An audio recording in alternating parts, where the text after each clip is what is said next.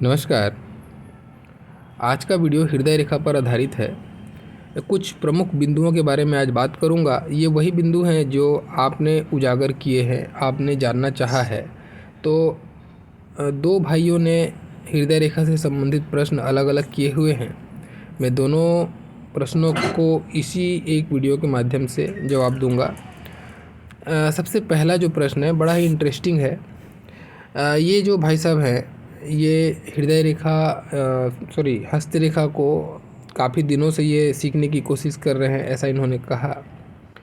तो बहुत सारे यूट्यूबर हैं यहाँ पे हस्त रेखा से संबंधित, तो उनमें से बहुतों ने ऐसा बताया है, इनका मानना है कि गुरु से बुध की तरफ में इसकी आयु गणना करते हैं।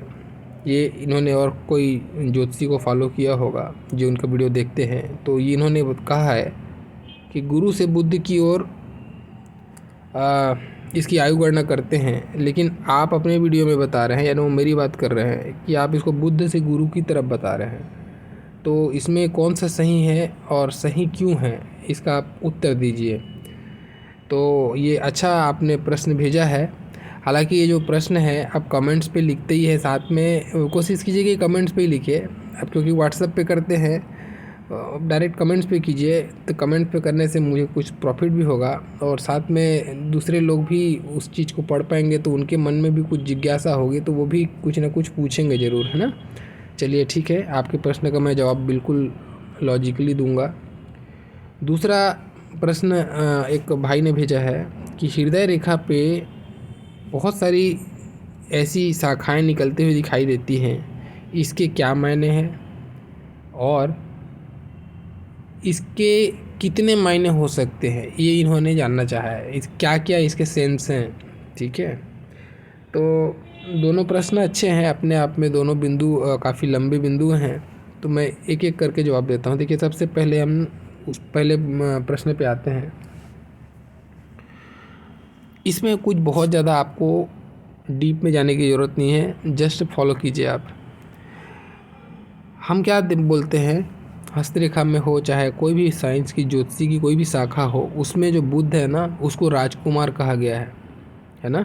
बुध हमारे बचपने की तरफ में इशारा, मैं हमेशा बोलता हूँ ना कि जिसका बुध का पर्वत अच्छा है उसके अंदर चुलबुलापन होगा, मस्ती मजाक का माहौल उसके व्यक्तित्व में आएगा, उसकी त्वचा जो है कम उम्र की दिखाई देगी। ये सारा चीज़ मैं इसलिए बोलता हूँ क्योंकि ये राजकुमार हैं, और ये राजकुमार इन द सेंस ग्रहों में सबसे छोटे हैं, बचपना है इनके अंदर में, तो इसके कारण से इनके स्वभाव में चुलबुलापन आना ही आना है। इसीलिए मैं इसको उस एंगल पे आपको हस्तरेखा में जब रीड करता हूँ तो बताता हूँ।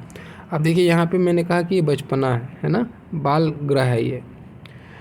और ये जो गुरु है ना, गुरु मतलब क्या होता है, गुरु मतलब श्रेष्ठ, गुरु मतलब जो उच्च है, जो सबसे बड़ा है, वही गुरु है ना। तो सीधा आप यहाँ पे बहुत ज़्यादा आपको दिमाग लगाने की ज़रूरत नहीं है, यही है लॉजिक कि एक बालक से एक वृद्ध की ओर की जो जर्नी है, यानी कि आपका जो बचपना जहाँ से हम बुद्ध से डिसाइड कर रहे हैं, वही गुरु सबसे बड़ा है, सबसे उच्च है ना। नाम से ही समझ में आता है। इसीलिए इसको इस डायरेक्शन में देखना सबसे ज़्यादा उचित होता है, और ये कोई भी लॉजिक नहीं बनता कि जब आप इसको अपोजिट देखते हैं। अब देखो, गुरु उच्चता से कोई आदमी निम्नता की ओर नहीं जाता है, जैसे जैसे उम्र बढ़ती है वो इंसान जो है ऊपर की तरफ ही जाता है, ठीक है ना। अब वैसे ही अगर आप देखेंगे इसको दूसरे एंगल पे जाके देखेंगे, तो इसको अगर बचपना देखते हैं आप, ठीक है, उसके बाद में सूर्य की स्थिति क्या आती है, आदमी रजोगुण की तरफ में आता है। जब बालक बड़ा होता है ना, तो एक उसके रजोगुण के तरफ में बोल सकते हो, यानी अपनी समृद्धि, अपना शासन, अपना सब मान मर्यादा, मान शोहरत, ये सारी चीज़ों की तरफ में अग्रसर होता है। उसके बाद उसकी प्राप्ति होने के बाद में एक एज आता है जब आदमी जो है निरस होने लगता है चीज़ों की तरफ में, ठीक है ना। और इन सारे चीज़ों से जब ऊपर उठ जाता है, तब वो अध्यात्म की तरफ पे पहुंच जाता है, और गुरु क्या है, अध्यात्म है ना।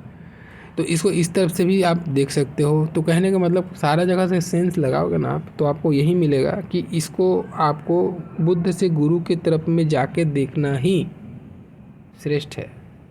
ठीक है, यही उचित है और यही एकमात्र रीज़न है कि इसको इसी तरफ से ही देखा जाता है। अब मुझे ये नहीं पता, मैं किसी की आलोचना या किसी पे प्रश्न बिंदु नहीं उठाऊँगा। सबका अपना अपना ज्ञान है, सबका अपना अपना दुकान है, ठीक है।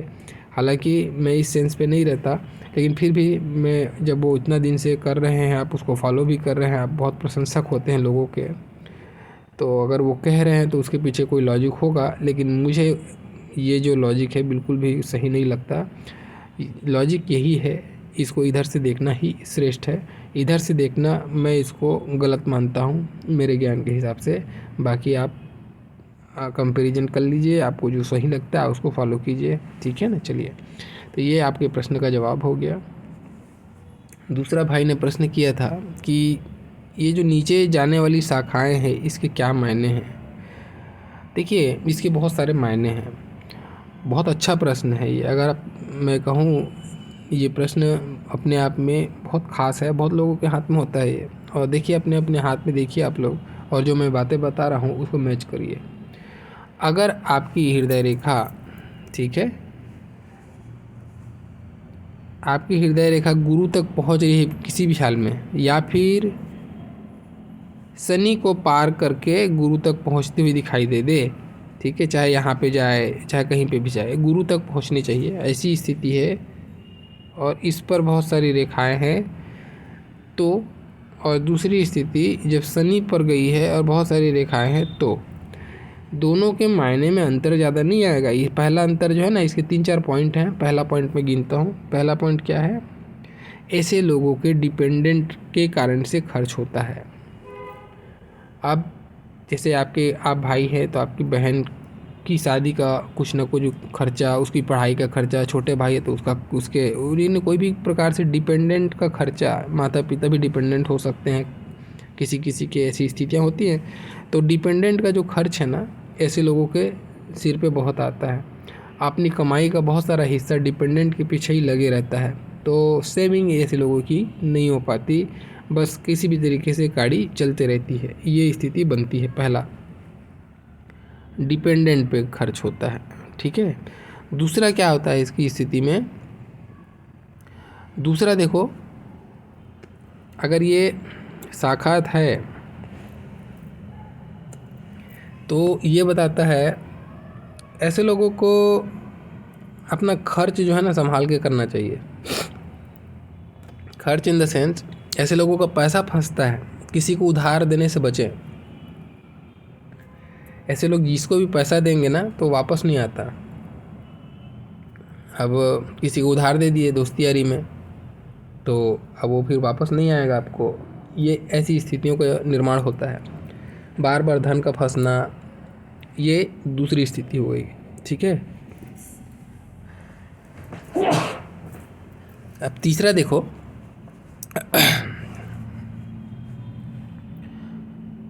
तीसरी स्थिति क्या आती है। अब ये बहुत ख़ास स्थिति है, इसको बहुत ध्यान से समझने की ज़रूरत है।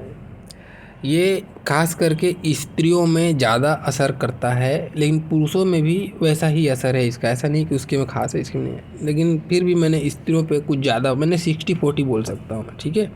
अब देखो होता कैसे है। ये ऐसी रेखा है, आपकी हृदय रेखा शाखा होके जा रही है और गुरु तक पहुंच गई। किसी भी हाल में गुरु तक अगर पहुंच गई है, ये किसी स्त्री के हाथ में है चाहे पुरुष के हाथ में, दोनों के लिए बोलता हूँ, चलो ये ऐसी स्थिति है ना। तो ऐसा जो व्यक्ति होगा अपने पार्टनर को एहसास पूरा दिलाएगा कि ये उससे बहुत प्यार करता है, ठीक है, ये उसके लिए बहुत डेडिकेटेड है, बहुत प्यार करता है, ऐसा उसको एहसास ज़रूर दिलाएगा। लेकिन हकीकत बिल्कुल अपोजिट होगी। ये केवल और केवल कंप्रोमाइज़ करता है। केवल और केवल किसके लिए कंप्रोमाइज़ करता है? एक अपनी कुल की मान मर्यादा, घर की इज्जत, ये सारी चीज़ों का दिमाग में है जोर, क्योंकि गुरु पे है तो मान मर्यादा इसके व्यक्तित्व में है या इसके दिमाग में लेके चल रहा है ये, इसीलिए केवल कंप्रोमाइज़ कर रहा है। अदरवाइज़ इस व्यक्ति का अपने पार्टनर से बिल्कुल भी लगाव नहीं है, ये उसको लाइक नहीं करता है, लेकिन फिर भी चाहे रिश्ते समाज हो चाहे कोई भी हो, उस सारी चीज़ों के कारण से वो कंप्रोमाइज़ करके जीवन बिता लेता है, ठीक है। अब एक होता है, अगर इस शनि पर है और ऐसी स्थिति है तो तब क्या होगा? तब भी ये इंसान जो है चीज़ें तो वही करेगा, गुप्त रखेगा, ठीक है, गुप्त रखेगा। वही है जो इसको पता नहीं चलेगा पार्टनर को, लेकिन ये उसको लाइक नहीं करेगा। हाँ, अब शनि पे चला गया है ना, तो शनि पे जाने के कारण से अब थोड़ी चीज़ों में परेशानी आएगी। अब कैसा परेशानी आएगी, अब ये इंसान कंप्रोमाइज़ करने में ज़्यादा इसको कठिनाई आएगी, ये कंप्रोमाइज़ बहुत ज़्यादा नहीं कर पाएगा, ठीक है। थोड़ा सा क्लैश को बताता है, आपस में वाद विवाद को बताता है। दूसरी चीज़ क्या स्थिति बनती है ऐसे समय में, देखो इनको जो है ना, ये मतलबी थोड़ा मतलब परस्त बनते हैं, तो ये कभी कभी एक सीमा, एक मर्यादा को लांघ जाने वाली स्थिति को भी जनरेट कर देता है, ठीक है। तो खैर ये अलग मैटर है, लेकिन फिर भी ये स्थिति अच्छी नहीं होती। अगर ये गुरु पर है तो फिर भी काफ़ी हद तक अच्छी स्थिति हो जाती है, इन द सेंस कि मर्यादा भंग नहीं होती, ठीक है ना। ये अब और देखो, इसी में बताता हूँ। अब अगर यहाँ से कोई एक शाखा निकल के, इतनी लंबी शाखा निकल गई कि मंगल पे पहुँच गई, हृदय रेखा से कोई एक ब्रांच लंबी हो जाए और सीधा मंगल पे चली जाए, बहुत लोगों के हाथ में देखने को मिलेगा आपको, ठीक है, मंगल पर जाए। अब इसका क्या मतलब होगा, अब ये भी तो शाखा ही है हृदय रेखा की। अब क्या होगा, ये जहाँ पे भी जाएगी, मंगल पे अगर जाएगी तो बहुत बुरा प्रभाव देती है। क्या, ये इंसान अति ज़्यादा स्वार्थी हो जाता है, अपना ही अपना सोचेगा, केवल अपना सोचेगा। अपने इवन ऐसे जो होते हैं, ये पिता भी है ना, तो अपने बच्चे के लिए भी ये ऐसा सोच रखेगा कि मेरा काम हो जाए, बच्चा अपना समझे। ये इस टाइप के लेवल के स्वार्थ को बताता है। ऐसा व्यक्ति जो ना परम स्वार्थी व्यक्ति होता है। लेकिन एक मज़े की बात है, ऐसा व्यक्ति धनी होता है, ठीक है, इसके पास पैसे बचते ही बचते हैं, पैसे रहते ही हैं, जाहिर सी बात है, जैसा स्वभाव है उस हिसाब से पैसा बचाता है वो अपने लिए, तो धन के दृष्टिकोण से अच्छा है। लेकिन अपने ऐसे लोगों का अपने भाइयों से, या फिर भाई बहन है तो बहनों से विवाद रहता है, बहनों भाइयों के साथ में इसका तालमेल अच्छा नहीं रहता, लड़ाई झगड़े की स्थिति बनी रहती है, घर में कलह रहता है।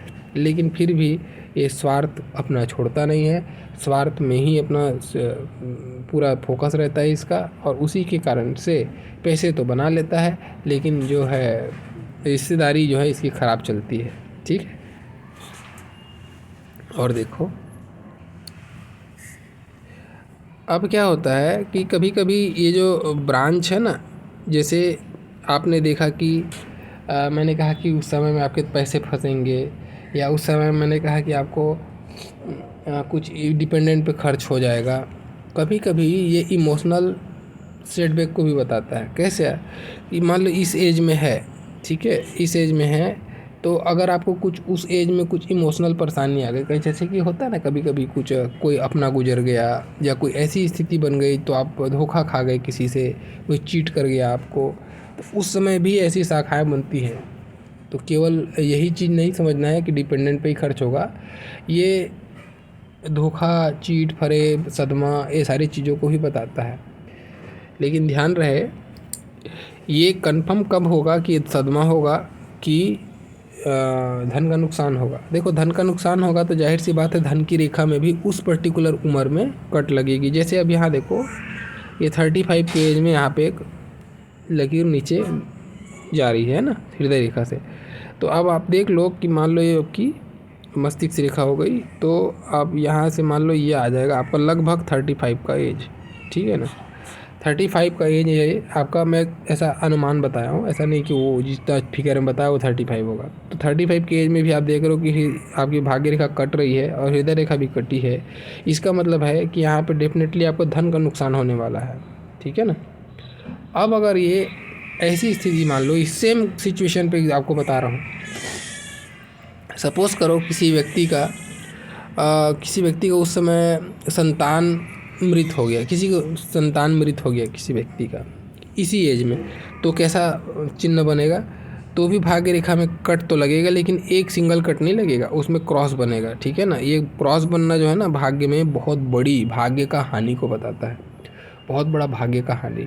ऐसा क्रॉस बन जाएगा इस पर, और ये जो रेखा है ये ड्रॉ होके जब हो रही है ना, तो ये गाढ़ी होके होगी, ये काफ़ी गाढ़ी हो जाएगी, एक मोटी रेखा काटेगी इसको, तो समझना ये कुछ इमोशनल, कुछ बड़ा सेटबैक मिलने वाला है, ऐसा कुछ बहुत बड़ी घटना घटने वाली है, उसका है लक्षण। अगर ऐसा हो तो तलाक हो जाना, उस समय भी क्रॉस बनता है भाग्य रेखा में। कोई जेल मुकदमा हो जाना, उस समय भी क्रॉस बनता है भाग्य रेखा में। तो क्रॉस के अपने अलग मायने हैं। एक सिंगल रेखा काटती है तो धन का नुकसान है वो, ठीक है, इस तरीके से उसको समझना है। तो ये कुछ बिंदु था जो हृदय रेखा से डाउनवर्ड जाने वाली लकीरों के बारे में था। तो कोशिश किया मैंने आपको जितना इजी वे में समझा सकता था। आशा करता हूँ आप लोगों को समझ में आया होगा, पसंद आया होगा। अच्छा लगा हो तो लाइक ज़रूर करें। जो पहली बार देख रहे हैं, आपको लगता है कि दोबारा मुझे सुनना चाहिए, तो आप चैनल सब्सक्राइब कर सकते हैं। और आप लोग का मेरा पूरा वीडियो देखने के लिए बहुत बहुत धन्यवाद। Thank you.